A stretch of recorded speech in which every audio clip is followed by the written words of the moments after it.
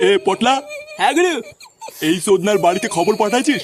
হ্যাঁ 10 লাখ টাকা চেয়েছি, কিন্তু এখনো পর্যন্ত কোনো খবর আসেনি। বাড়া বলছিলিস তো আজ সকালের মধ্যে টাকা না দিলে লাশ ফেলে দেবো। হ্যাঁ গুরু, তুমি যা যা বলেছিলে সেইভাবেই খবর পাঠিয়েছি। ও, এখনো যখন কোনো খবর আসে নাই তার মানে ওরা ভাবছে আমরা ওদের সাথে মজা করছি। চুদির ভাই আমাকে ছেড়ে দে মায়া, নাহলে কিন্তু আমার দাদু এসে সাথে ভাঙবে। কি, তোর দাদু আমার সাটা ভাঙবে? হ্যাঁ তান্তির তেলে, তুই তো আমাকে চিনিস না। দায়া আমার দাদু আসুক, তারপর সব বলছি।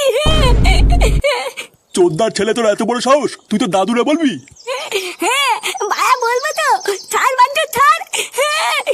এই, এই শান্তির ছেলে সাটা ভাঙতো। বোধহয় চোদনারে ধরে কোনো লাভ ধান্দা নাই, শুধু শুধু কানের গাল মারা যাচ্ছে। মার বাল্ডারে, কেলিয়ে পুরো থেতো করে দে। আচ্ছা গুরু। এ কি?